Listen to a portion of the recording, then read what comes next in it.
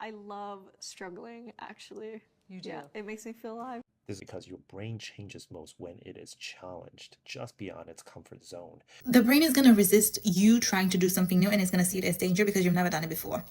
If your brain is living in comfort, it's going to resist also you putting any effort into your new endeavors, your new life, because it's a shift. It requires a shift in identity and it's not ready for that. It sees it as a threat. And also the new efforts, it doesn't like it because it's out of the comfort zone and it associates it with lack of safety.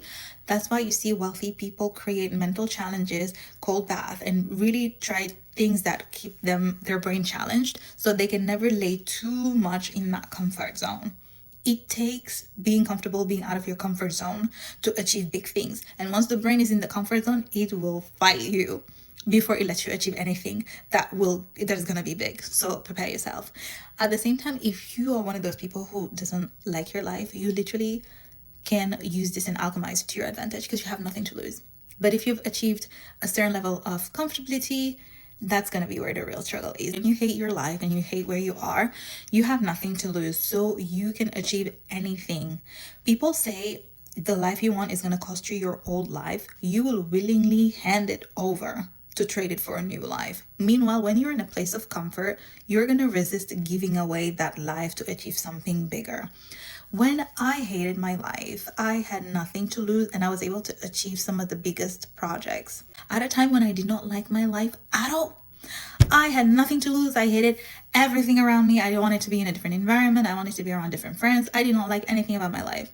And I alchemized that anger and that frustration and that desire for a new life and gracefully handed it over and traded it for a new life. It took pain and sacrifice and hard work, but I had nothing to lose.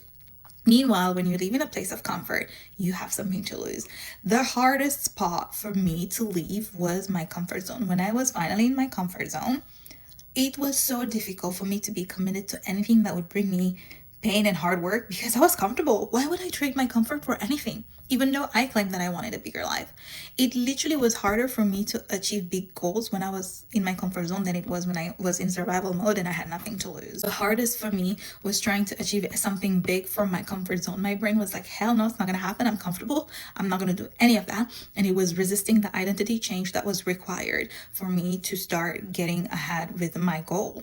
And every time you try to achieve something big, your brain is going to resist the change because it sees it as danger. So you literally have to trick your brain and work against it in order to have this new identity of the person who embodies all the qualities and has the life that you want. So when people teach you about manifestation and identity change, your brain is going to resist it. And not a lot of people talk about it.